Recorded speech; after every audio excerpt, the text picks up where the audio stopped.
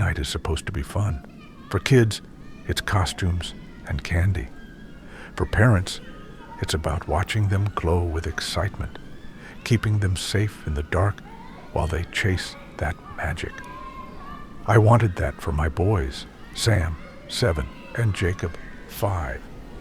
Their energy was endless, their little legs carrying them from porch to porch with buckets outstretched and voices shouting, "Trick or treat," into the crisp October air. The neighborhood was alive at first, streets lined with laughing children, flashlight beams bouncing, teenagers chasing each other in cheap masks.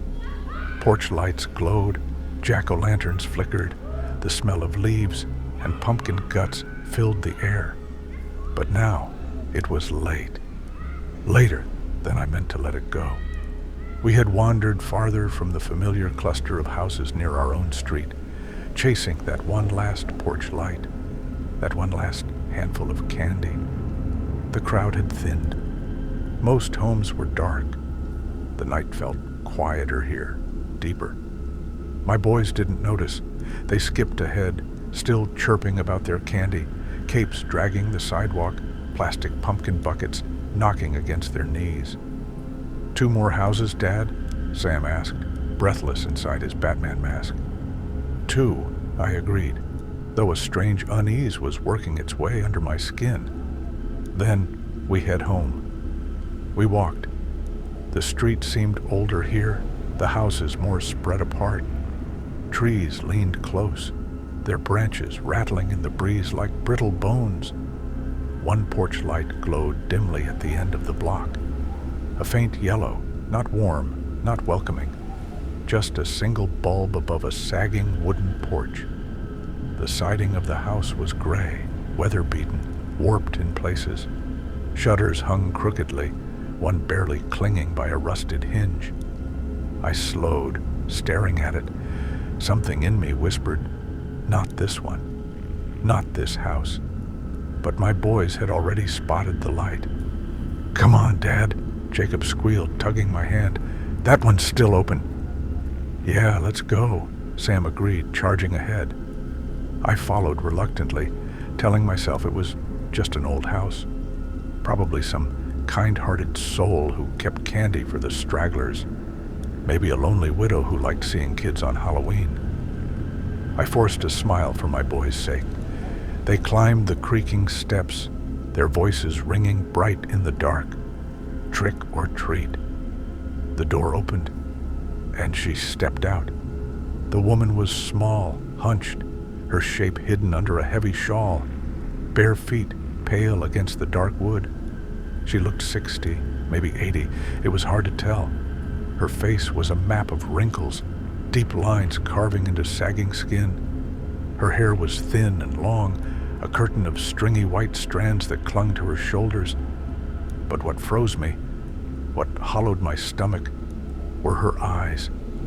Piercing green, too sharp for her face, alive in a way that made the rest of her seem like a mask. She didn't look at my boys. She looked at me. "You don't need to take them further," she said. Her voice was cracked, brittle, like old paper. "Let me finish the night with them. They'll be safe with me." I thought I misheard her. "Excuse me?" I asked, half laughing, though the sound came out tight. She took a step forward, bony fingers curling around the doorframe. "Your little ones. Let me take them now, just for tonight. I'll see them home." Sam's candy bucket tilted in his hand. His mask suddenly looked too big for his small face. Jacob pressed closer to my leg.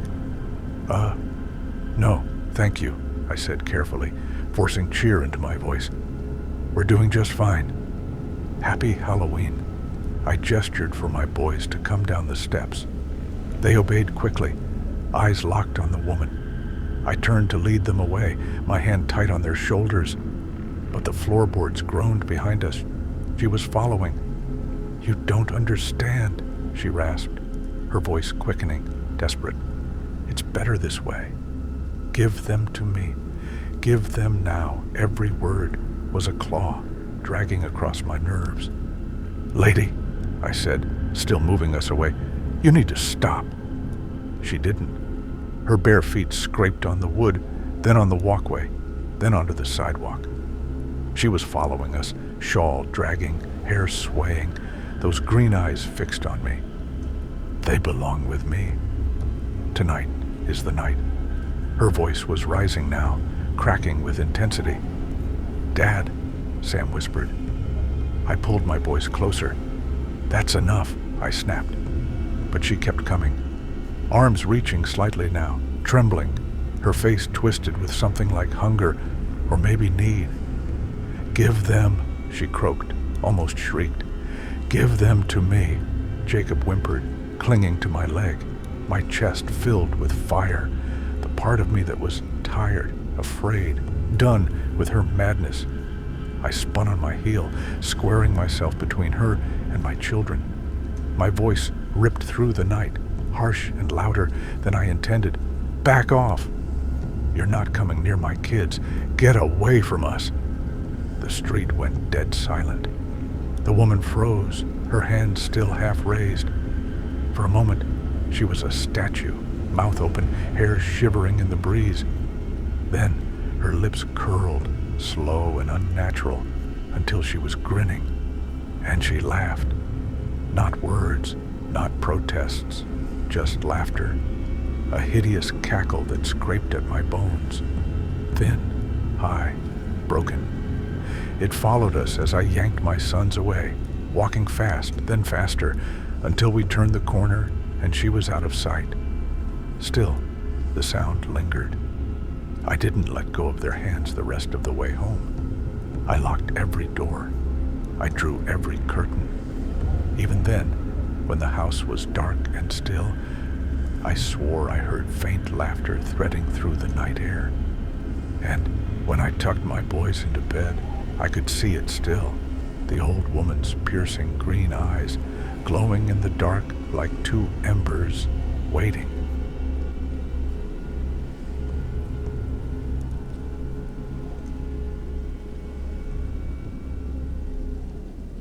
Halloween night, 2005. I was 17 years old, and it was the first time my parents trusted me to stay home alone and hand out candy to the neighborhood kids. They had gone to a party across town, nothing fancy, just some old friends and a few drinks. I stayed behind because I didn't feel like being dragged along.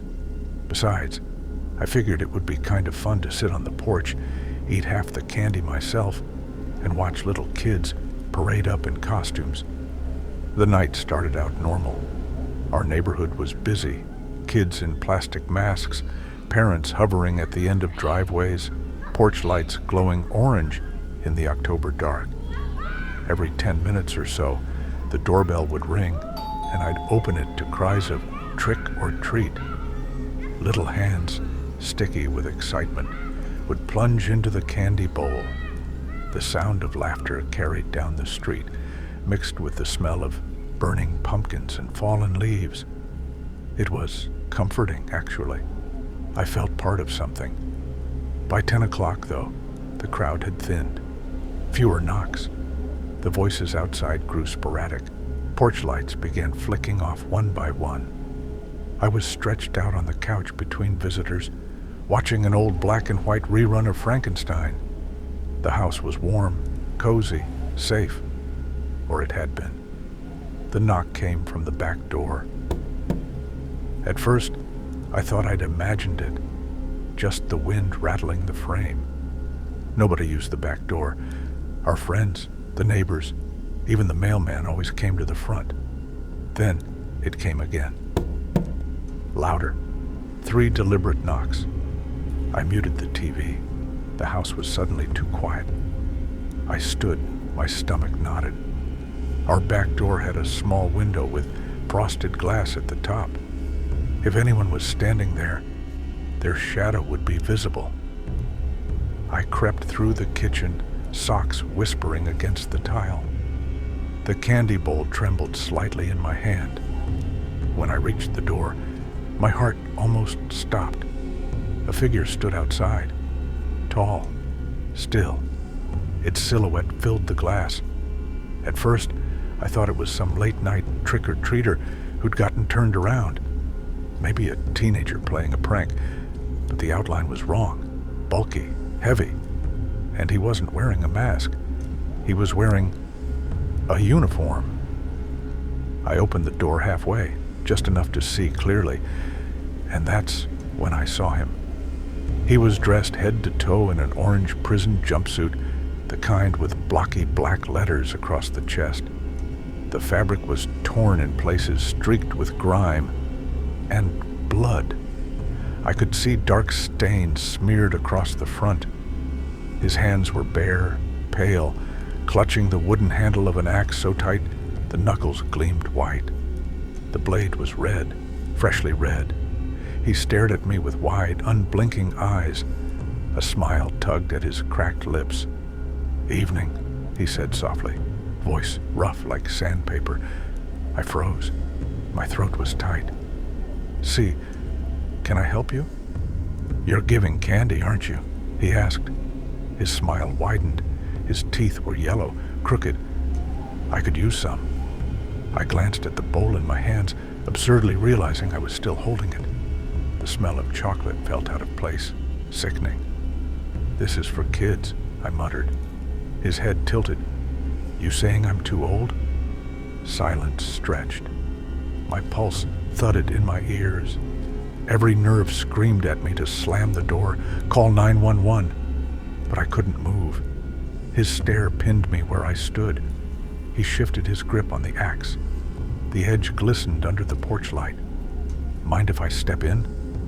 "Just for a minute." "It's cold out here." "No," I blurted, louder than I meant. My voice cracked. You need to leave." His smile faded into something colder. His eyes narrowed, studying me, reading me. He leaned slightly forward. I could smell him now. Sweat, rust, something metallic. "You sure about that?" he whispered. Before I could answer, a sharp knock rattled the front door. Both of us froze. The sound rang bright, cheerful. 3 fast knocks, followed by the muffled voices of children. Trick-or-treaters. I swallowed hard. "I have to." I stepped back, slamming the back door before he could react. My hands shook as I slid the deadbolt into place. I didn't even check if he'd moved. I just bolted through the kitchen toward the front, candy bowl rattling. When I opened the front door, I nearly cried with relief. 2 little kids stood there, one dressed as Spider-Man, the other as a witch, faces glowing under plastic masks. Their parents waited at the curb. "Trick or treat," they chimed. I dropped candy into their buckets, forcing my hand not to tremble. "Happy Halloween," I managed. As they skipped back down the walkway, I turned, my eyes flicking to the TV in the living room. Frankenstein was gone. The screen now showed a red banner. "Breaking news." I stepped closer, my breath locked in my chest. The anchor's voice was urgent. "We interrupt this program with breaking news from the county sheriff's department. Authorities are searching for a prisoner who escaped custody earlier this evening after a transport vehicle overturned on Highway 61. The fugitive, described as a white male in his 40s, was last seen wearing a standard-issue orange jumpsuit. He is considered armed and extremely dangerous." The image changed to a mugshot. My knees nearly gave out. It was him, the man at my back door, same gaunt face, same unblinking eyes, same cracked lips. The news anchor's voice seemed to echo from far away. "Residents are urged to remain indoors, lock all doors and windows, and report any suspicious activity immediately." I stood there in the glow of the television, the candy bowl slipping from my grip, my ears ringing. Then came the sound, a slow, deliberate scrape of something metal against glass. From the kitchen, the back door. I didn't go to check. I didn't need to. I knew he hadn't left. He was waiting.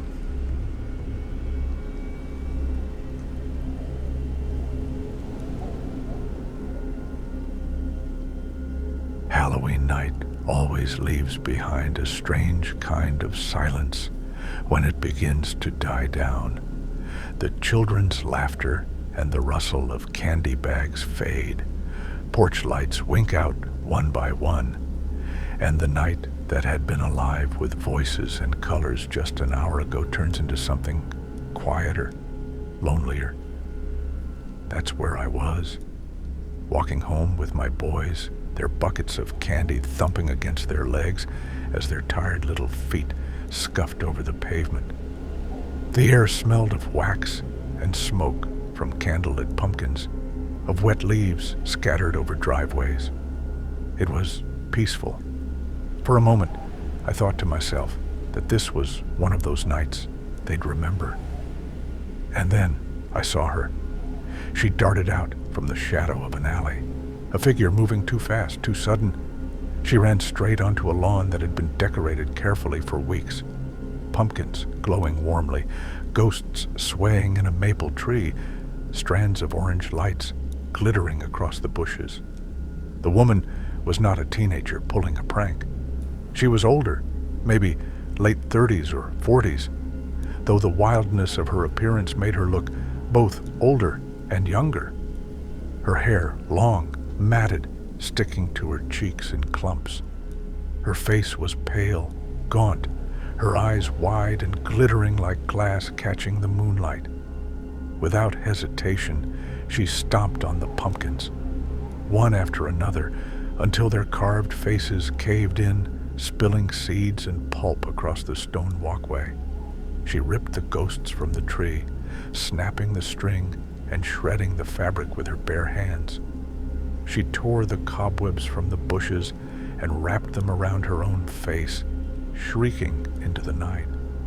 "It's Satan's holiday," she screamed, her voice ragged, shredding her throat. "You celebrate death. You celebrate evil. Repent, repent." Her words carried down the block, sharp and terrible in the growing silence of the night. My boys slowed, staring. "Dad," one of them whispered. "Come on," I said quickly. "Don't look. Just keep moving." But I couldn't help myself. I looked. The woman yanked the lights from the bushes and stomped them to sparks, her boots crunching glass into the soil. She tore at the fake tombstones, hurling them into the street. Her body shook with each movement as though she was being pulled, guided by something unseen. Neighbors appeared on porches. Parents still walking their children turned to look. And then the homeowners themselves, a young couple, rushed forward, shouting. "Stop it! What are you doing?" the man yelled. But she didn't even acknowledge them. Her screams grew shriller. "Repent, repent before the fire consumes you." She clawed at the grass, tearing clumps out with her fingers until dirt smeared her face. Then she lunged for the man, scratching at his chest with broken nails. That was when several people grabbed her. Parents, neighbors, even the homeowners themselves wrestled her to the ground. It took 4, 5 people just to hold her limbs as she kicked and thrashed, her screams reaching a pitch that made my teeth ache. "Call the cops," someone shouted. Pinned down, she writhed, her body twisting in unnatural ways, her back arching off the ground, muscles taut as bowstrings. Her eyes rolled upward until only the whites showed, gleaming under the porch light. And then the blood came. It started with her nose, a thin, dark trickle that slid down across her lips. She spat it out in thick ropes, coughing, gagging. Then her eyes, the whites turning red as streams poured down her cheeks, streaking her face like black tears. The neighbors holding her cried out in shock, some trying to recoil, but they couldn't release her. She would have thrashed herself into the pavement. Her mouth opened wide in a scream that no longer sounded human. The sound was deeper, layered, as though more than one voice was pouring through her throat. Blood sprayed from her gums as if her insides were boiling over, staining her teeth crimson, soaking into the grass beneath her. The smell hit us then. Hot iron and rot, thick in the cool night air. I clutched my boys to me and turned them away, but I could still hear it, could still picture it, even with my eyes closed. The group of people pressing her down began to look like priests at an exorcism, their faces twisted in horror and disbelief as she bucked beneath them, her hair whipping, her body jerking violently. The woman wailed, choking, gurgling through the blood pouring from her mouth, her throat rattling with a sound that seemed too low, too ancient, too wrong for a human to make. The children nearby were crying, their parents dragging them back. My youngest whimpered into my jacket, trembling. I knew we had to leave. Whatever was happening there, it wasn't something I could let my kids watch. We walked quickly, almost running.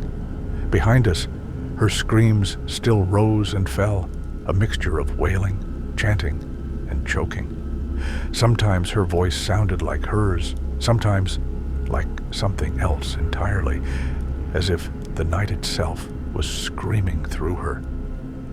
By the time we reached our street, the sounds had dulled, swallowed by the distance. But the images wouldn't leave my mind. The blood pouring from her eyes, her mouth, her body thrashing against the arms holding her. I don't know what happened after that, whether the police came, whether she lived or died, whether she was human at all by the end. All I know is what I saw. A woman who seemed overtaken by something far beyond madness. A woman who made Halloween night feel like it really did belong to something darker. And I know that when my kids ask me years later why I never let them decorate the house as fully as other families do, why I always say no to the ghosts in the trees or the strings of lights, I'll never tell them the truth. But I'll always remember, because I saw a true horror that night, and it didn't wear a mask.